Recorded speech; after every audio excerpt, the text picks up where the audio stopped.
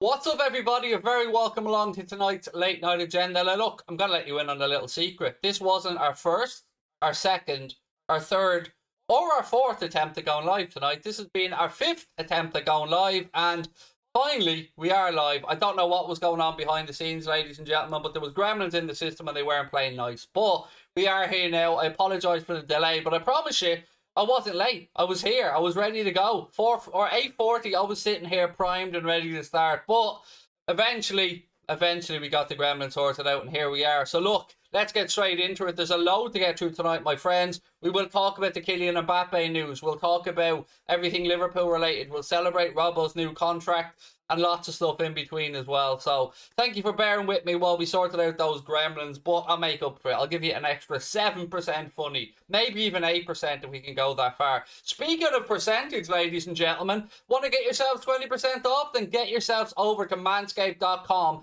Check out the all-new Performance Package 4.0 by Manscaped. It has arrived in Europe. Inside this fantastic package, you'll find the Lawnmower 4.0 trimmer, the Weed Whacker ear and nose hair trimmer, Crop Preserver ball deodorant, ball toner, performance boxer briefs, which are really comfortable, to be honest. I do wear them. They are really nice. And a travel bag to hold all your goodies as well. The 4th generation trimmer features cutting-edge ceramic blade technology, has a 7,000 RPM motor, a 4,000 K light. It's waterproof, has a travel lock. What more do you need, ladies and gentlemen? Get yourselves over to manscaped.com. Use our discount code WFM20. There is a link in the description.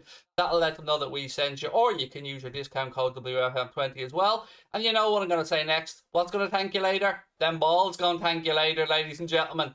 Look, where do we want to kick off tonight? Because there's loads to get through. We can talk about the Mbappe stuff. We can talk about Robbo. Actually, I'm going to take it out of your hands if you don't mind. I'm going to start off on a positive, and I'm going to talk about this man here because I like to start off on some good news. And Andy Robertson, Robbo, the Flying Scotsman, the Iron Brew legend himself, has signed on till 2026. A great piece of news today. Robbo signs on, another extension done. So that's Robbo done, that's Trent done, Fabinho done, Van Dijk done, Quivin Kelleher done, Harvey Elliott done.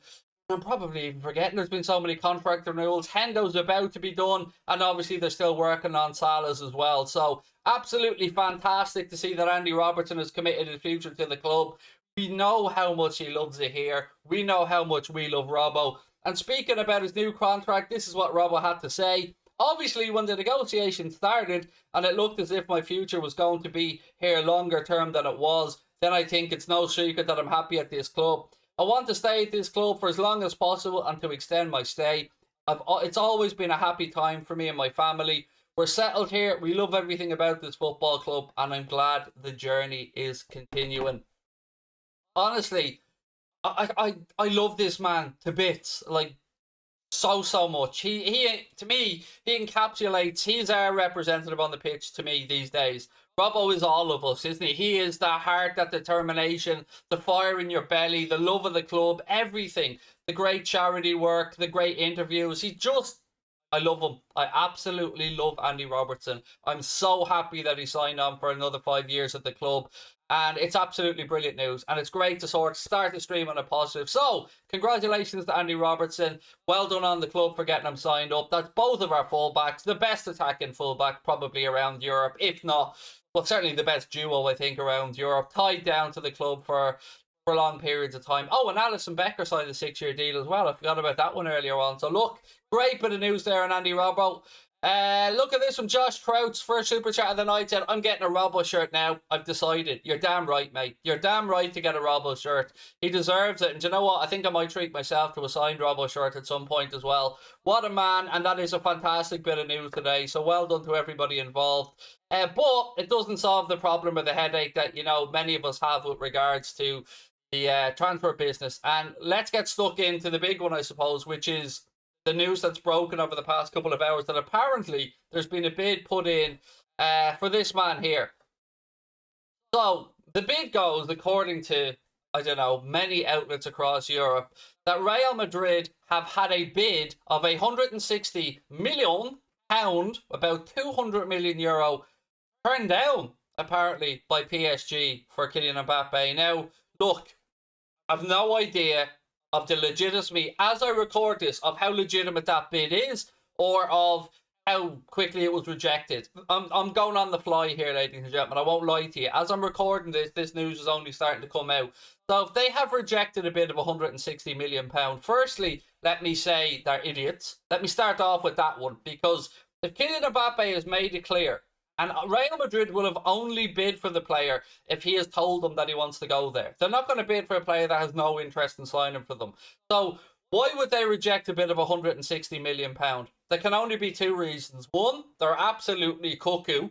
Or two, they think they can convince him to sign on and stay beyond his current stay, which has 1 year left to run, or he's inside the final year of his contract. Now, I'm baffled because, one, I wouldn't. If Liverpool put in that offer of £160 million, I would say Michael Edwards needs to be woken up. Because in a player, Real Madrid know, if this guy really wants to go there, they can get him on a pre-contract in January and they can sign him then and have him ready for next season. And it will cost them nothing bar the signing on fee and his wages. So either PSG knows something that we all don't know, or there's somebody's losing their mind somewhere. Because how can he be worth £160 million? That's €200 million with 11 months left on his contract.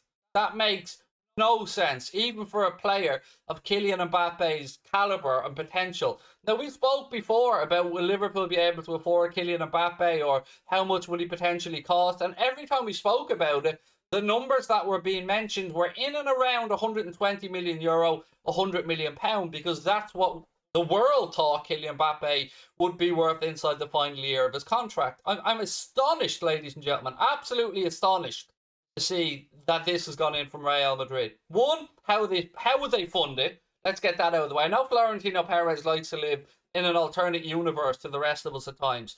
So much I want to talk about this, so bear with me. I might seem like I'm rambling. There are so many points I want to get across around this Kylian Mbappe situation that I'm going to have to compose myself and try and get them out one by one. Few super chats that I want to shout out to as well. Sean D, thank you for the super chat, mate. Joe Bullins, thank you very much. He said, if LFC were interested in Mbappe, makes sense to wrap up all contracts and take care of our guys first. Get Mbappe on a free in 2022. Or am I off here? Come back to you in 1 second, mate. We're not going to outbid Real Madrid and sign Mbappe, and I'm fed up of hearing about re-signing Coutinho. Sean, man, I am fully on board with you about the Coutinho stuff. I'm sick to death about listening to it. The lad is washed. Let's move on. Got my full backing on that one, Sean. Do you know what? Do you know how much I back you on that one, Sean? You're getting a bit of Newland Voider, mate. That's how much I agree with you. Newland's going to have a little dance, mate, just because we both very much agree with you about Felipe Coutinho. But to get back on to our other friend, Joe, to get back onto Joe's comment, it doesn't make any sense, mate. Now, let's say if you're Real Madrid, how do you come to this valuation? He is not worth €200 million in the final year of his contract. It's Kylian Mbappe. Yes, he's a tremendous talent. In full value, with 5 years on his contract, the guy's probably worth 250 million. Probably be a record sale. I can't remember exactly what Neymar Jr. went for, but it would probably be a world record fee.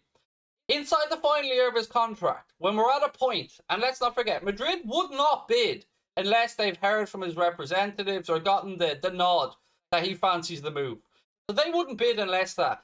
So why on earth would PSG turn down £160 million for a player that must have made it be known that he's not going to stay on there?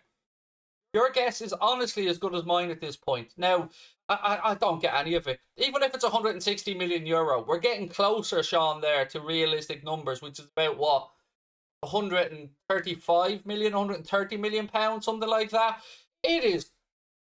They are just cuckoo for Cocoa Pops at this point. I'm astonished that this is the case. If I woke up tomorrow and heard that Liverpool had bid €160 million for Mbappe, I'd be wondering what the hell is going on. So it is madness. It's just absolute madness. And yet they wonder how these clubs are up shit creek financially. It's just I'm astonished. I'm astonished from PSG's perspective, and I'm astonished from Real Madrid's perspective. And that's before I even get into the last part of this whole fiasco that I wanted to talk about. Let's say for a second that Real Madrid can make the numbers work. And let's wait for a second that say that PSG are willing to entertain selling him. I still don't understand how whoever represents Kylian Mbappe, and I believe it's his family are representing him, or at least part of his representatives, can look at Real Madrid and what's going on with the European Super Cup, the potential UEFA punishment coming down the line. I know it's gone to the European Court in Luxembourg to be heard, and from what I've read, UEFA are very confident that they'll win that case and that the Super League will be burned at the stake, for want of a better phrase. And if that is the case, why would you, in good conscience, allow your son or your representative, your player, to move to a club that potentially has a European ban over their head, when everything that the player has spoken about has been about wanting to win the Champions League, wanting to win Ballon d'Ors, and creating a legacy, which his talent demands, to be fair. He is a phenomenal footballer. But how could somebody in good conscience know that this is going to be the case? Because none of us know what's going to come out here with the court in Luxembourg. You know, you're getting the Florentino Perez side of it, where he thinks that everything is tickety-boo, but Florentino Perez lives in Florentino Perez world. Then you're getting UEFA, who, for all their faults, and they have many, are very confident that they will win this battle because they are the governing body for European football, and FIFA are the governing body for world football. So yes, there is the whole argument around the monopoly and one governing body ruling it, but let's wait and see what happens. But I just can't make sense of it. I just can't make sense of how anybody can advise Mbappe go to a club that could potentially be kicked out of Europe for a few seasons and may well even be punished by their own league. If anybody has anything to add to that, please help me out here, because I'm struggling to figure it all out. It is just mental. Football has officially lost the plot now. It's just gone mental. Craig, Real Madrid will rise again. I don't know whether they will or won't. There's €700 million at the minute refinancing to build or to redo the Santiago Bernabeu, which, you know, I think they're putting over 25 years. So, okay, I imagine that they can afford that. And look, I'm not even denying that Real. Let's even work off the assumption that Madrid can afford this fee somehow. They've freed it up. They've got the cash ready. I still don't understand how anybody can advise Mbappe that the move was in his favour, that it worked for him to go there, because they can't guarantee him he'll be playing in the Champions League, nor can they guarantee him that the Super League will actually come to fruition. So the whole thing stinks to high heavens for me, and again, it just moves to a part of football that's getting seedier and nastier, and a part of football that we as fans just don't like the look of. But either way, let's wait and see what happens. That's all we can do at this point. We haven't even started to talk about Ronaldo to City yet, by the way. We haven't even gotten onto that topic. It's madness. PSG could go for Salah. Thoughts? That's always been my worry. Now, look, I'm quietly confident that the club will get things sorted with Mo. I mean, I would be more shocked than not, because let's look at it. Mo goes to PSG. No doubt, he's lining up with a great group of players there. So let's work off this assumption that Mbappe goes to Real and that they come in looking for Mohamed Salah. And I warned you guys about this before. There are two options here. They either come in and they look at Mohamed Salah, or they go and they look at Harry Kane. Because let's not forget, Daniel Levy has it over Manchester City right now and Harry Kane. And Daniel Levy might just fancy trying to manoeuvre Harry Kane outside of the Premier League, in which case lining up with Mauricio Pochettino and PSG could become a lot more palatable for both the player who wants to win the Champions League and could potentially go playing with Messi and Neymar, and of course to Daniel Levy, who, you know, doesn't have to bow down to City then and sell him.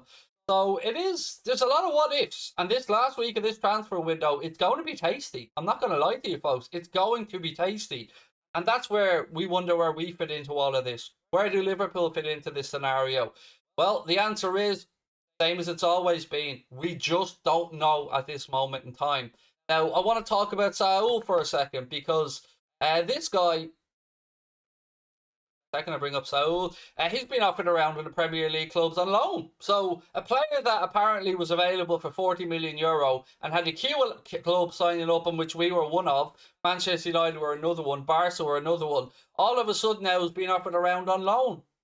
Kind of goes to what I said before. Either he's asking for ridiculous money or something just isn't right, which makes me come back to what I said about Michael Edwards waiting to the end of the window, poisoning himself with what was always going to be implosion, because clubs were going to start getting worried and doing rash things as the the clock ticks down and as the finances get worse. So Atletico Madrid, I have to be honest, I don't know what state their finances are in. I'm much more clued up around Barcelona. But with Atleti, where will Saul end up? A good fit would probably be United, if I'm being honest with you, because that's a position they need to strengthen. I'd rather, and this is just my own opinion, not sign a central midfielder this summer and go all out for Bellingham next summer. But that's me, and I often live in my own world like Florentino Perez. So yeah, what happens with Saul? Where will he end up? Again, we'll have to wait and see. But there's talk of a loan now, because it looks like nobody's willing to pony up the dough that Atleti wants to sign Saul at this moment in time. So yeah, again, so many what ifs and not enough answers, ladies and gentlemen. Right, let's get into the chat and see how we're all feeling anyway. We better sign somebody, take him on loan. See, here's what I don't like about taking a player on loan. This is just my insight into it. Let's say you take Saul on loan, and Saul plays a great season for us, and we're all loving him, and the club agreed to buy him at the end of the season. So at the end of the season, we go and we pay, let's say, 40 million quid to Atleti. The squad doesn't get any better because we've just bought a player that we've already had for the season before, and us as fans don't see this as a shiny new thing. We still want more additions next summer. So I think for clubs, it's a hiding to nothing at times with these type of moves because, you know, us as fans can be rather fickle, let's be honest about it. And if we did bring in somebody on loan and then sign them on a permanent, we'd still want more shiny new things on top of that, wouldn't we? That's the way football fans work. So I've never been a massive fan of big loans like that. The Ozan Kabak loan, I understood. It was a bit of a risky one. It was a roll of the dice. Let's see if he works out. If he didn't work out, the club deemed him not worthy of bringing on full time. That's a decision that the club made. And we got use of Ozan Kabak, and he helped us in our push for a top 4 place. I'm a Manchester United fan, but you do well, Bull, said Jens. Thank you, mate. Really appreciate that. I have a million things I want to go through today. Strap yourselves in, motherfuckers, because this is going to be busy today. You may as well remove Mbappe's name from the title after the 160 million bid from Real Madrid, said Greg. I mean, to use a John W. Henry phrase, I don't know what they're smoking over there in Madrid, because why bid that much for a player that's 11 months left on his deal and that you can get in January? Just bide your time. If you're already in a bit of a financial quandary, sign him if he wants to come. Sign him in January. Stick 2 fingers up the PSG. Sign him on January on a pre-contract and bring him in next season. The club will survive one more year with what they have. Because let's be honest, even if he goes there right now, they ain't winning the Champions League this year, Real Madrid, even with Mbappe. Because they have a rebuilding job to do there. Because they've lost some players. They've got some aging players. And look, they've got some great young talent coming through as well at Real Madrid. No denying it. They are a big club. The most prestigious club in the world, some would argue, with the most European Cups. But they are in a bit of a transitional phase right now. So if I was them and Florentino Perez, I'd play the waiting game. I'd let the youth develop. Because let's be realistic. Okay, they might win La Liga if they bring in Mbappe. Great. But they've sacked managers before who've won them the Liga and not won them Champions League. Because Real Madrid exists to win the Champions League. It's a mad one, ladies and gentlemen. It really is a mad one. Scott said I missed the super chat. Sorry, buddy. Let me scroll back up here and I'll try and find it. Scott, I did, mate. You're right. My apologies. How would you feel about Mane plus cash for Mbappe? There's a lot of assumptions there, buddy. I mean, we'd have to assume, 1, that Sadio would like to move. 2, that Mauricio Pochettino and PSG fancy it. And 3, that we can work the Mbappe stuff. So there's a lot of what ifs there. I mean, look, I take it. I'm not going to lie to you and sit here and say I wouldn't take Kylian Mbappe as a swap plus money for Sadio Mane. I would. I'm not an idiot. I would. I don't want Sadio to go. But if it's Sadio or Mbappe, I mean, look, let's be rational about this. As good as Sadio is, and we do love him, it's Mbappe. So I guess it's a kind of a relevant point, but I would take it, yeah. Next season, Real Madrid will buy Haaland, said Aslan. Excuse me if I've mispronounced that one, mate. So look, yeah, there was another article out today. And I know I haven't even started to talk about Liverpool yet. I'm aware of it. We've touched on Robbo, but there's loads more to come. So there was an article out today that suggests that Haaland will be able to leave in January. I don't know how. I don't know why. I know the release clause is there next summer of €75 million. I know that Borussia Dortmund are looking to try and up that release clause by about €15 million or 13.5 million quid. But I don't know how, according to AS, I think it was. Now, excuse me if I got the outlet wrong, but it is an media outlet from mainland Europe that has reported that Haaland could be available in January, or free to leave in January. I think the phrase was free to leave in January. Again, cuckoo. I have no idea. I'm genuinely looking at this shit today going, the world's lost its damn mind. Genuinely, they've lost their damn mind. Right, so let's switch it back to Liverpool for a minute, and then we'll switch it back up and we'll talk the whole Ronaldo stuff, because we've barely touched on that. And I know that there are some United fans, because of the stuff I do on That's Football and that come across and watch. So I really want your input on this when I'm talking about the potential of your Ronnie. The lad that some United fans at the back of the mind think has been on loan from Manchester United for the past whatever amount of years, could potentially pull a Carlos Tevez. We'll get to that in a few minutes, ladies and gentlemen, so stay with me. Right, what was I going to talk about there again? Yes, so I've one more piece of Liverpool news that I wanted to get through. So, actually, there's two more pieces I wanted to get through. A report via sampnews24.com and Sport Witness suggests that Liverpool scouts were spotted watching Damsgaard in action during Sampdoria's match against Milan on Monday.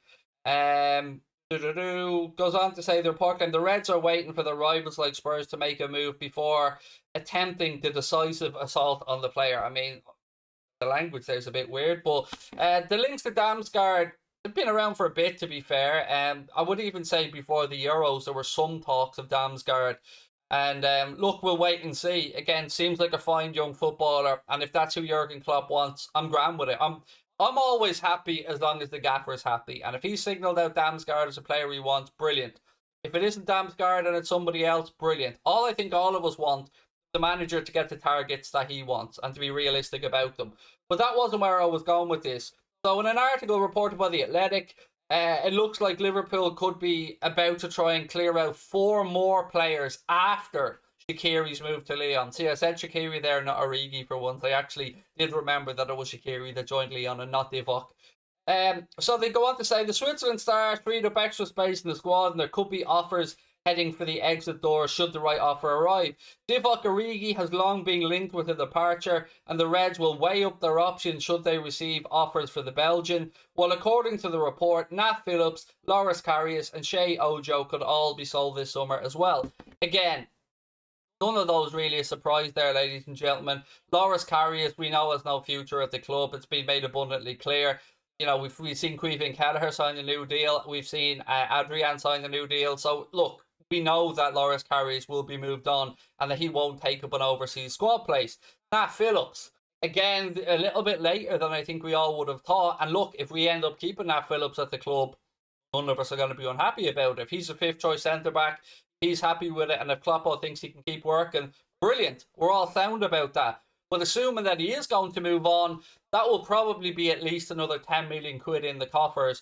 And you'd imagine somebody like a Brighton or a Southampton who could be on the lookout for a centre-back would go after Nat Phillips. So let's wait and see how that one works out. And of course, Shea Ojo as well. No surprise there. So again, lots of talk about outgoings, but not enough talk about incomings, is there really, apart from Damsgaard. So let's see how much the club free up and cash in and stuff like that. And, you know, we're going to be told in the media that, okay, yes, we did bring in X amount through player sales this summer, but we did sign Canade and we also did have a load of contract renewals. And I have to say, I do think it's great work by the club tying down these players to new contracts. I do. To say anything else, I think, would be disingenuous. To have, what if we had this summer? So we've had, I'm going to try and go through them in position so I don't mess them up. We've had Adrian sign a new contract, Alisson sign a new contract, and Kelleher sign a new contract. All 3 of our keepers signing new deals. Alisson signing for 6 years. We've had both of our fullbacks sign new contract extensions, Andy Robertson and Trent Alexander-Arnold. We've had our centre half, he's our number 4, Virgil van Dijk. We've had him sign a contract extension. We know that Jordan Henderson terms are agreed on that one. We've had Fabinho sign a new contract extension. Things are doing really well on the club on that front. Harvey Elliott, new contract extension. Buzialowski, new contract. Loads of great stuff. But we've only had one incoming, and that's Ibrahima Kanade, who was a fantastic signing But to me, and I don't know, I can't speak on behalf of everybody else, but to me, Ibrahim Konate is last season's mess being cleared up because we never replaced Dejan Lovren. So Konate has sorted out the centre-back problem, brilliant. But we still have those two issues that we worried about at the start of the window. We still have a Gini Wijnaldum replacement to find. And look, you can make a valid argument as to why Harvey Elliott will be or should be the Shaqiri replacement in the squad. I'm absolutely sound with that, I have to say. But to go through this window and not add one more body, when you look at what's going on around us and what our opponents have done, I think it would be a bit naive. Now, I'm sure we'll hear the old reliable, we've got loads of stuff lined up for next year, wait and see. But, been there, done that, bought the t-shirt, wore the t-shirt, ripped up the t-shirt, bought a new t-shirt, wore that, it shrunk, got a little bit fat over Christmas, threw that t-shirt out, and now we're still waiting for the new t-shirt to arrive. Craig, what happened to the Champions League and Premier League money, said Jaden Landry. Look, the club's accounts are published, and I'm no financial expert. Now, thankfully, I did have an accountant who watches the stream reach out and is going to send me a video. And thank you to this person, by the way, giving me far more information on the club's finances and how it applies to the wages and amortization and all of the buzzwords that we keep hearing. So to that gentleman that sent me that email, thank you. I look forward to that video. I look forward to learning from it and hopefully being able to pass some of that information on to our viewers. So I very, very much appreciate that, mate. I really, really do. So yeah, where are we? Where are we at now? What happened to the Champions League and Premier League money? Well, we do have the second highest wage bill in the league, apparently. And that's only going to have increased after the contract renewal. So, we do highly incentivize our players' contract. So let's look at Salah as an example, right? Because Salah's going to be the next person that we hope signs on. Now, there could still be a twist in the tail, as one of you guys rightly pointed out earlier on because of the PSG scenario. But let's look at Mo Salah. The number that was being publicly thrown around, and I have to urge publicly because none of us will ever know the actual details of a contract, nor should we, it's a private piece of business. But the numbers publicly that were being thrown around were that his new contract was going to make him Liverpool's highest ever earner with a base contract of £250,000 a week. Now that, of course, led to various people correctly saying, hang on a minute, Mohamed Salah could get a lot more money than that elsewhere because look at what other players are being paid. 350 grand, 400 grand, and he is up there with the elite footballers in world football. No argument. But the important part to remember here is the incentives in our Liverpool players' contract.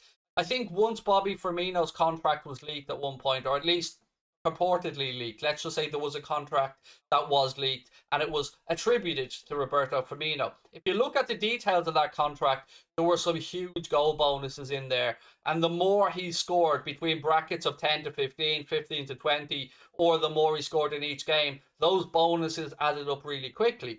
So Mohamed Salah's situation, I can absolutely see a case where his base salary is about 250 grand, but once he starts hitting 15, 20 goals or he scores in a game, the bonuses kick in, and we could well be at a scenario where Mohamed Salah most weeks would earn maybe over £400,000 a week.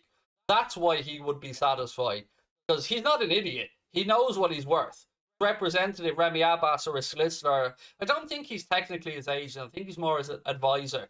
They'll know what his value is, and he won't sign on unless he's happy. To me, he looks like a footballer that's happy in the city, that knows he's loved by the cop and that's enjoying his football.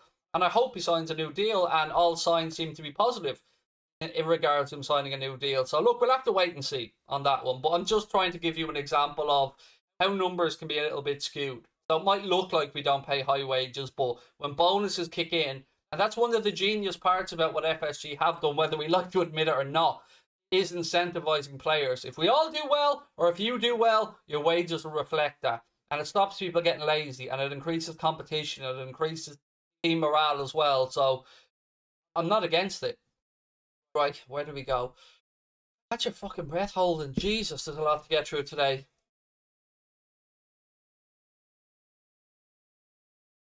Now, ladies and gentlemen, let me talk to you about my balls for a second. Before I had my shower earlier on today, I was looking around the bathroom thinking, what will I use? I suffer from bins. I've told you guys about this before. It's an affliction that really troubles me, and something that many Irish men often, it goes unspoken about, But bins is serious, and it's something that we need to take seriously. So for people that aren't aware, for maybe people that aren't from the beautiful Emerald Isle and aren't aware, bin stands for Big Irish Nut Syndrome, and it is an affliction that Irish men unfortunately have to carry. But the days of worrying about having to trim your nuts with normal Stone Age materials, they're gone, ladies and gentlemen. Those days are far behind us.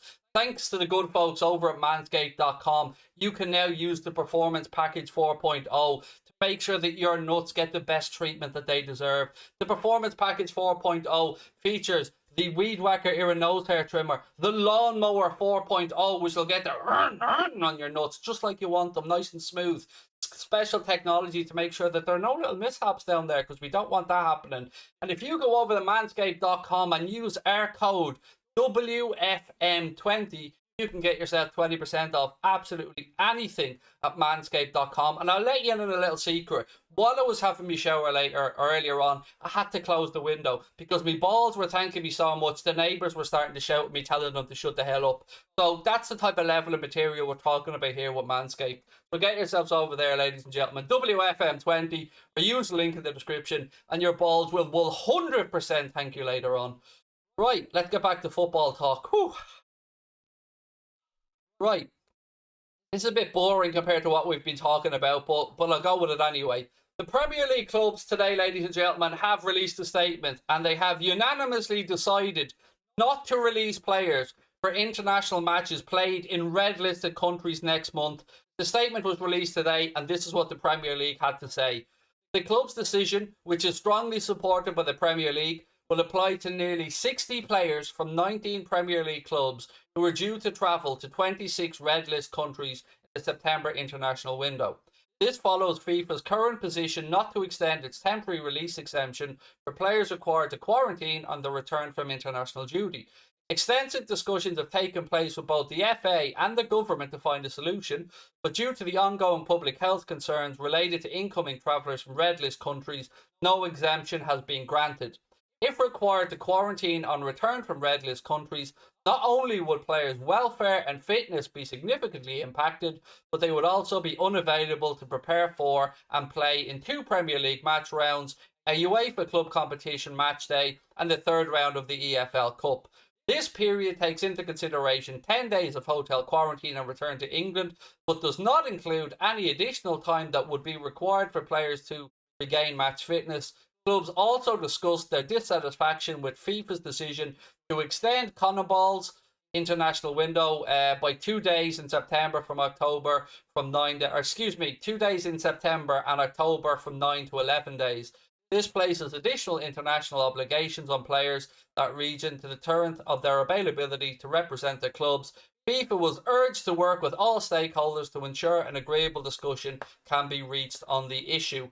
Now, I believe in Liverpool's case, this will apply to Mohamed Salah, to Bobby Firmino, to Alisson Becker, and to Fabinho. I think they're the players that are affected by Liverpool. But there we are anyway. And I have to say, I absolutely agree with it. I 100% agree with the clubs and the Premier League who, wouldn't have been an easy decision to come to because, players are proud to play for their countries. But it is getting to a situation now where, if it's going to impact clubs for maybe a couple of games and then a European game, I can understand the stance, folks. I really can.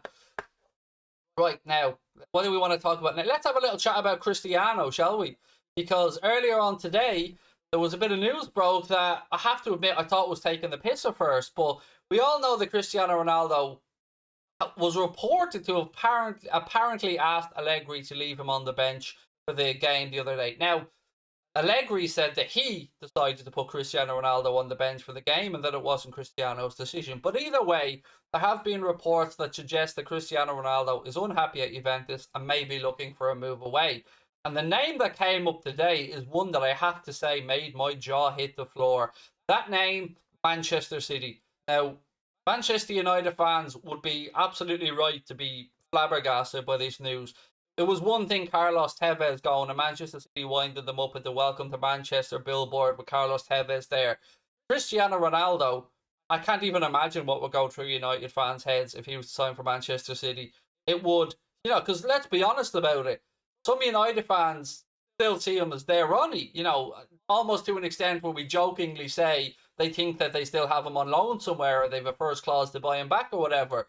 Now look, nothing has happened as of yet, but if he ends up at Manchester City in a window where we see Messi ending up at PSG, can we all just agree that those two clubs are an absolute fucking joke at this point, if that is the case? Can we all just come together, no matter what other clubs we support, United fans, Liverpool fans, Everton fans, whoever, Chelsea fans, can we all just agree that that is an absolute joke if that's able to happen in this window? Manchester City go out there and spend 100 million on Grealish, and then, because they can't get Harry Kane, perhaps go and sign Cristiano Ronaldo. Now, it would cost not as much, perhaps. I think it's about 28 million euro to buy out the last year of Ronaldo's contract. But then you would have his wages and all that other stuff as well. Now, let's not forget, poor Pep hasn't got two bob to rub together. So he was only crying about the fact he couldn't replace Aguero and bring in another striker because they just hasn't got the money, God love him.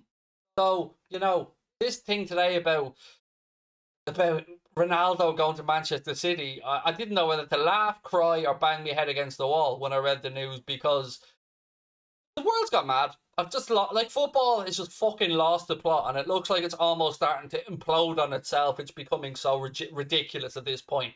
You're seeing coins being invented to help fund players being bought. We're seeing cryptocurrencies being started out by football clubs to help fans basically pay for more of the club stuff, because the clubs can't self-sustain themselves in an environment that isn't sustainable financially in football and will eventually implode. And we as fans, the real hardcore fans, are now called legacy fans, and we're left to just sit here and watch as our lovely football ecosystem that we've all grown up loving start to implode on itself through its sheer own greed. It's mad. It's just mad. And I'm sure that there is some dodgy fucker of an accountant out there somewhere who will throw together some accountancy jargon that makes us all think that this is somehow hypothetically possible. It is a massive grey area, and this could be the whole cryptocurrency, inventing coins for player stuff. Maybe they haven't heard about what happened at Football Index. Maybe they should have a little look at that and how that worked out for people, because this to me sounds like, and again, just my opinion, sounds like that on steroids. Ronaldo said he would never play for another Premier League team apart from Manchester United. Yeah, Scott, players say a lot of things, but at the end of the day, and I'm not saying he will go to City, mate. I hope he doesn't. I don't want to see City signing Ronaldo. So let's just say, worst case scenario, he did. You'd have to understand why. Because Messi has suddenly positioned himself at a club where he believes that he can win another Ballon d'Or and probably another Champions League with Neymar, with maybe Mbappe or whoever else they have in there, and the squad that they've assembled with Donnarumma, Kimpembe, they've brought in Hakimi, they've got just quality array of players there, Di Maria, Verratti, the list goes on and on and on. So there's the fucking money by the looks of it. Right, what else we got? If CR7 has gone to City, the respect has gone forever, said Jensk. And I understand it, mate. I mean, maybe people will say, wouldn't you feel the same way about Rafa going to Everton? But to me, no. To me, that's an entirely different scenario in my eyes, because Rafa transcended football for me, and Rafa always held up the city of Liverpool in high esteem, and his family still lived there, always held a home there and stayed there. And yeah, it was tough to take and see, but I mean, I could understand why United fans would lose their goddamn minds for Ronaldo. I mean, I can only imagine the fun I'd have this season talking to Goldbridge on That's Football every week as I look over. We're watching Cristiano Ronaldo playing for Manchester City, and I just wink at him, go, "You're Ronnie." I mean, that would be it would be fun on a personal level, but at the same time, I would despise it because it's just more financial fuckery, and that does our heads in as football fans. Joseph Dillon, thank you for the super chat, mate. And again, I'm going to try and get through as many of your comments as I can, folks. Again, I apologise for being late to start tonight, but keep your comments coming in, because that's all the stuff that I've got written down to go with. Now it's over to you guys for what you want to have your say. Craig Talksport have said, nah, I'm stopping it right there, mate, because I couldn't give a shite what Talkshy have to say. I would rather listen to the birds in me chimney and hear what they have to say than anything that that channel has to say. Can Liverpool sign Mbappe? I think financially, I've read a few different articles on this, and again, please understand, I'm no fucking accountant or financial football investment specialist, but from what I understand, it could be possible if the club were willing to break their wage structure, and maybe with a bit of help from Nike, and maybe with some, jiggery pokery with the image rights, or giving them a bigger share. Technically, yes, I think Liverpool could afford Mbappe. Will we sign Mbappe? Have we seen any indication from John W. Henry during his time at Liverpool that we're about to get anything like that? So, I think that answers it, doesn't it? I mean, could we do it? Potentially. Kieran Maguire did I remember listening to a piece quite a while ago now. I think he did a podcast with the Echo, and he's a very well respected football finance expert, and he made a case as to why it would potentially be possible, although still at that point pushing it. So we could probably do it, but most likely won't be. Liverpool could not afford Mbappe's wages. I've literally just explained that whole situation there, mate. I mean, technically we probably could afford his wages, but we're still not going to sign him, so it won't really make a difference. Connor Mullen said, "I can't wait to see VVD versus Lukaku on Saturday. You're looking forward to the game." I am, Connor. Yeah, I mean it's the first real big one for Liverpool this season, isn't it? Lukaku versus Van Dijk is a battle I think we're all looking forward to seeing, and whoever wins this will go into the international break with their heads held high. And if you lose a game before an international break, it's horrible. It's really horrible, isn't it? Waiting those 2 weeks to try and get your not revenge, but to get back to winning ways. So I mean, it's everything. It has the makings of a cracking game, doesn't it? Two German managers, one kind of the old guard, the other the new up and coming manager, and Thomas Tuchel, albeit he's still been around a fair while. Two very well assembled squads. Two recent European Cup winners going head to head at Anfield at 5:30 on a Saturday with fans back inside the stadium. It has no excuse to not be an absolute belter of a game, buddy. And I'm excited about it. I'm nervous about it, but just bring it on, because these are the evenings that we live for as football fans. When we're going through the entire summer, when we're watching the Euros, or we're seeing pre-season, we're all looking forward to these type of nights, aren't we? So may the best team win on Saturday. We've got lots of content coming up around it this week. I'm going to be recording a piece with Alex Goldberg on Thursday, which I'll put out as part of my preview on Friday to get a Chelsea fan's perspective on it as well. So thanks to Alex for that. I'm looking forward to catching up with him again. And we'll have lots of other stuff as well. Jack is going to be here on Thursday to do the Champions League. Well, not to do it. He's not going to be fucking putting his hand in and playing with any balls. I could have done another Manscaped thing there, but I'm not going to, because I respect you guys too much for that. Jack will be here to cover the Champions League draw live on Thursday as well. Tomorrow, I won't be around, ladies and gentlemen. Tomorrow will be a day off, so I think maybe a pre-recorded video or something going out tomorrow, or maybe nothing, because myself and Connor are off down to Cork to interview Gary Spike O'Sullivan, famous Irish middleweight boxer, and that's going to go up on Craig Station in September. Right, Philip, how are we? My man said, Craig, if we get second and reach the semi-final of the Champions League, and it was injuries that hurt us, would this window be to blame? Chelsea fans suck, says Philip. Again, a lot of hypotheticals there, dude, but if we get second, reach the Champions League semi-final, and it was injuries that hurt us, would this window blame? I suppose it depends where the injuries were. If they were injuries to a centre-back, I don't think we could really, put our hands up and use that as a reason to blame, because I think we have addressed that position. I think we've enough cover at full-backs as things currently stand, so it would have to be midfield for me. Midfield or attack, and if it wasn't one of those two areas, yes, you are right. I think we would have every right to be absolutely furious. But the real question is, would the owners really give a shit? Because you're talking about second place in the league there in the semi-final of a Champions League, so a pretty penny probably earned there through television revenue and stuff. So yeah, it's a hypothetical, but it's one that I hope doesn't come into fruition, because coming second and losing the semi-final, God, that would be both a good and a frustrating season all at the same time. What else? Craig, what do I think Liverpool's Champions League group will be? I honestly don't mind, mate. I mean, we should be navigating our way through it regardless. So there are seedings, and we'll wait and see what the draw brings on Thursday. As I said, Jack will be live going through the draw with you guys here on Thursday, so make sure you look out for that notification. Let me just ask you guys to do me a quick favor. Please do drop a like on the video. Let's see if we can get it up past 500 likes. And again, please do hit the subscribe button if you haven't done so already. The channel is already edging towards 117,000 subscribers, which is only because of your amazing support. There's over 1,300 people in the live chat right now. Please take a second, hit the sub button, drop a like as well, and keep your comments coming. And if you're watching this back later on, I genuinely would love to know your thoughts on anything that we've spoken about tonight.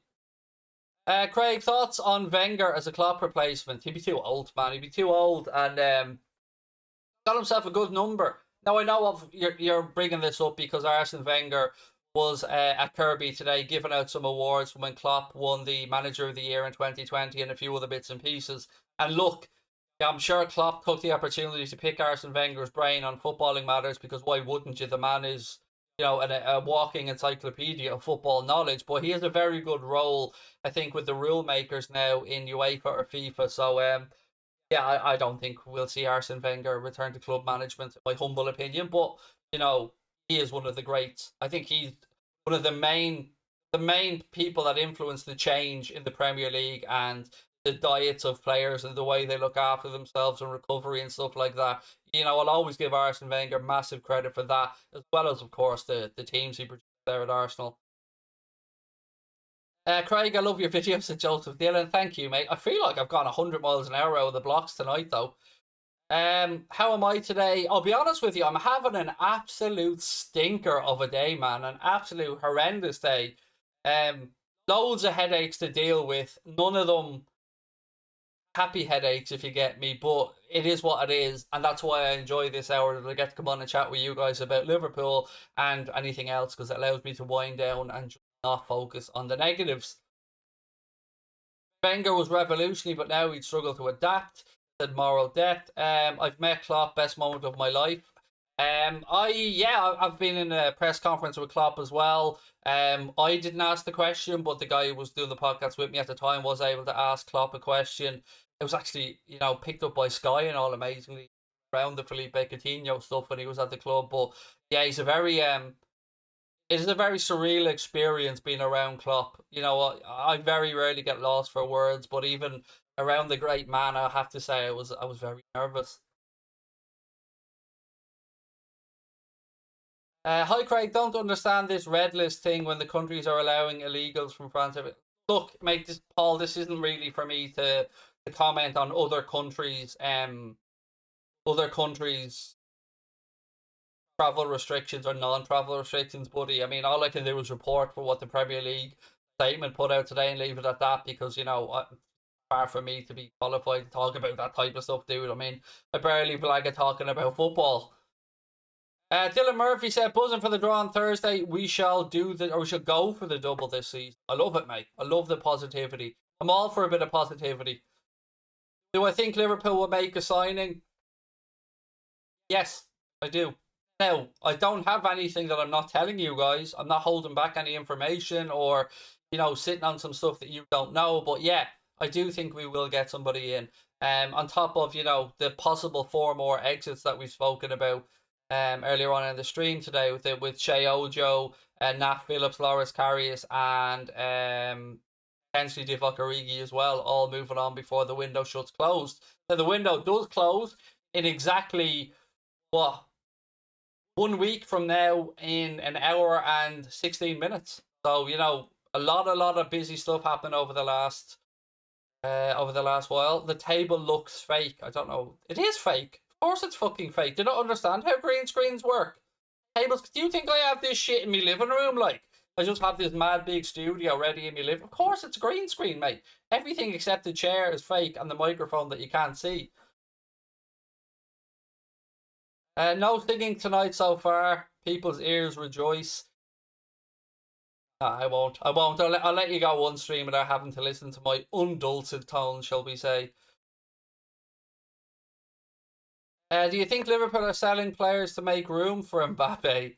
Look, I'd love to think we're doing anything to make room for Mbappe. I mean, I'd love to think we're, I don't know, we're stocking up on his favourite sandwich meat in the deli or something. I don't know, but look, This last week of the window, I think, is going to be absolutely mental. And I mean mental, because potentially Ronaldo on the move, potentially Kane on the move, potentially Mbappe on the move. We have to wait and see if we can tie down Salah to a new deal. And that's before we get to the mere mortal footballers, like the Liverpool's interest in Damsgaard that we spoke about earlier on, or Saul, what Premier League club he may or may not end up in. So much stuff still to go. I'm afraid to sleep at this point, because when I wake up, everything has changed from when I went to sleep. Craig, who was a past Liverpool player you hate? El Hadj Diouf, without a shadow of a doubt. Just very, very much so. After that, probably Paul Konchesky. Can't really think of too many more that I would say that I hate. But those two, certainly, I don't look back on with much, if any, fondness. Oh, Joe swap deal for Mbappe. Oh, imagine Michael Edwards pull that one off. Craig, is Thiago better than Pogba? I don't know, and I don't give a fuck, mate, if Thiago's better than Pogba, in my opinion. My opinion doesn't matter, Jop, buddy. So at the end of the day, Paul Pogba plays for United. United fans should enjoy him. Thiago Alcantara plays for Liverpool. We should enjoy him. And whether I think one's better than the other or not doesn't really matter, does it? At the end of the day, what's it going to achieve if I say yes or no? A soundbite or a clip that somebody can use or hold against me, or use and back me up on? Make a difference. United have Pogba, they should enjoy him. We have Thiago, we should enjoy him. And I don't get this constant comparing of players to try and say, it's like saying my dad's better than your dad. It's one of those kind of things to me. I don't buy into it, because we appreciate great footballers as fans, and we want the best footballers in the Premier League, and we want to be able to watch them week in and week out. So let's just enjoy them all while they're here. That's what I like. That's the way I like to look at it anyway. Don't mean any disrespect to you there, dude. Sorry, I might have came across a bit harsh to you. I didn't mean. What else we got? Is Liverpool getting Mbappe? No, not that I'm aware of. Now, if it happens, I'll be the first one on here, full on Jose Enrique, by the way, who promised to jump naked into a swimming pool, I believe, if Liverpool sign Mbappe. So, I do have a swimming pool, so, maybe I'll match Jose Enrique on that one. And by swimming pool, of course, I mean a shitty one that the kids play in. But, yeah, maybe I'll match Jose Enrique on that one.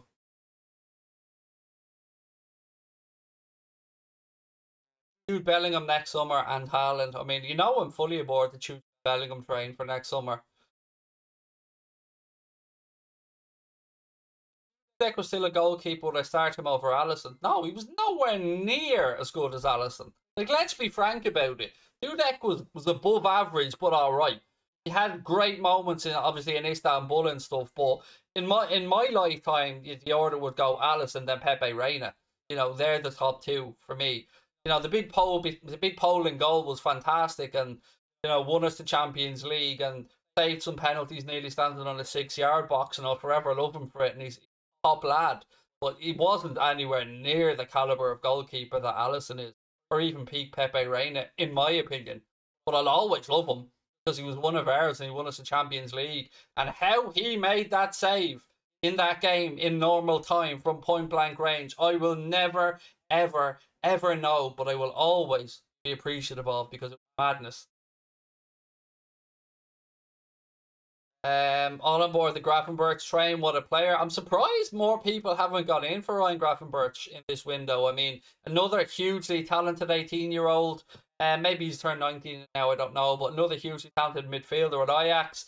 And of course, all the stuff we've spoken about tonight, ladies and gentlemen, and we haven't even mentioned Camavinga, who PSG, by the way, have also been linked with. So it could be a case of, and I'm talking about a worst case scenario here for us Liverpool fans, PSG flog Mbappe, let's say, to Real Madrid for 100 and whatever million.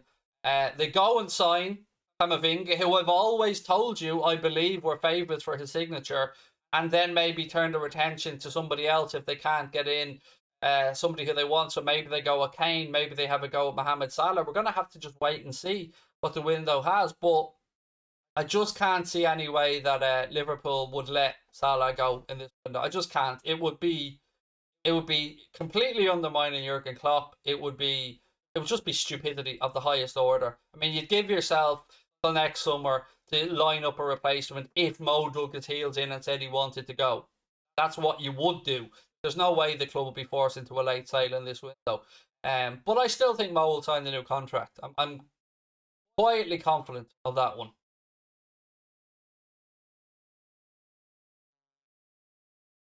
Who would you like to see come in if Origi leaves? There's quite a few players, to be fair. I mean, I don't see it being a number 9, as in I don't see it being a centre forward that comes in. I see it being a wide player or a versatile player.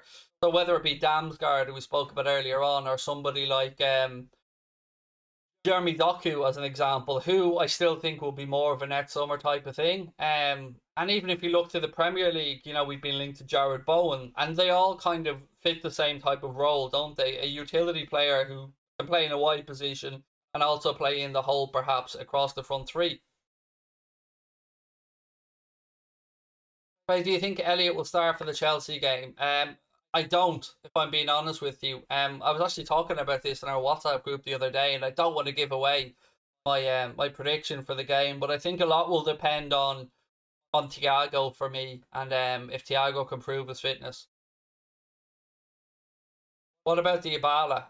It's a name that's mentioned every summer and never goes anywhere. So another one I don't really see moving. To be honest, same with Insigne. He was another one that always got linked with a move but never moved anywhere. Why even title Liverpool in for Mbappe? Other bollocks. I'll do what I want, mate. That's the beauty of this being our channel.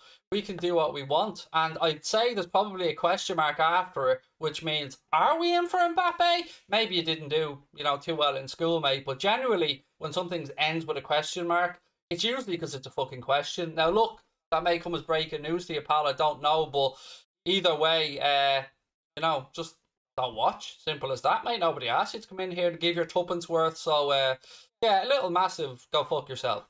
That feels like a nice way to end the stream. Feels like a nice cathartic way to end. Bradley said, currently on my own at work, finishing at 4 a.m. The stream is getting me through it. What's the news on Klopp and Hendo's contracts? Yeah, the Klopp one is really interesting because he got us all a bit excited, didn't he? When he said yesterday, they were talking about Hansi Flick and Germany and all that, and Klopp said, if I leave Liverpool in 2024, basically nobody better call me because I'll be taking the year off. But it was that one word, wasn't it? The word if, that makes us all think, perhaps he might stay longer. And look, would any of us say no to Klopp extending? Of course not. We'd love him to. With regards to Hendo, from what I believe, everything has been agreed. It's been well reported and documented. It looks like it'll be a technical 1-year extension with an option of another. So that would see Hendo signed on for 3 more years with the option of another year. Don't know who has the option to trigger that, whether it's the player or the club and or both. But yeah, that's what's being reported, mate, with a little bump in his salary, of course, as well. I think that's about right. I think that's the right move. In fact, it's what I said was going to happen, or suggested would happen before anybody else had a Scooby-Doo. But, don't far be it from me. Get any credit for any of this type of stuff. Everybody go and worship down at the altar of all the ITKs on Twitter. I'm just a man with the mere facts. Don't mind me. Just minding my own business over here, dropping the facts. How are you doing today, Craig? I'm good, but I'm starting to wane. I'm starting to get tired. So look, I'm going to call that one a night, ladies and gentlemen. Tomorrow, we will try and get some type of content out for you. I promise. We won't be going live because I'll be down in Cork with Connor recording an interview. There comes a super chat that I have to do before I finish because not to. Adam said, Jota or Firmino to start this weekend, and who would you start as a regular? Oh, and just as I say that, another super chat came through, so I better deal with both of them. And first of all, Adam, thank you. Jota or Firmino to start this weekend, who would you start as a regular? I don't want to give away too much, but I will answer it this way. If Thiago isn't fit, if Thiago can't prove his fitness to Klopp, I'm going to go bold here, Adam. Start both. I'll explain it as the week goes on, mate. But if I had to start one, I would go with Diogo Jota because I think they're both in good form. But I think Diogo starting and Bobby maybe coming off the bench if we need to change it up, or they're tiring and we want to up the press or something like that. If we're chasing the game and we're trying to pen them in, having Firmino off the bench would be great. But it's a very difficult one, isn't it? Pick one between them two. Shayon, thank you for the super chat, my man. Said Craig, Fabrizio Romano and Guardian Sport confirming PSG soon to accept Madrid bid. I don't know what to say, folks. You know, I started off the stream saying the whole football world is batshit crazy, and I don't know how Real have the money or how they came to that number, because they could tie him down in January to a pre-contract where he comes to Real Madrid for free next season, and they could give him 100 million and still save money. I don't understand how they think this works. And I'll double down on what I said also. If you're representing Kylian Mbappe and you know that Madrid have a potential headache coming down the line with UEFA about the Super League and a potential expulsion from the Champions League in the future, and you know that Kylian Mbappe wants to win Ballon d'Ors and wants to win Champions League, could you or should you, in good conscience, steer him towards that club? That's not. I would say no, but then again, it looks like Real Madrid wouldn't put the bid in unless they had the nod from the player or the player's representatives that he was willing to go there. So we shall wait to see how this one unfolds, ladies and gentlemen. But look, we'll build up to the game at the weekend as well. Thank you to everybody who tuned in tonight. Don't forget to check out manscaped.com. Use our code WFM20 to get yourself 20% off absolutely anything over there, including the all-new Performance Package 4.0. Thank you to you guys for watching. I'm going to go off and see how this Mbappe stuff unfolds tonight and try and chill out a little bit. Love to you all. Take care, and I'll talk to you.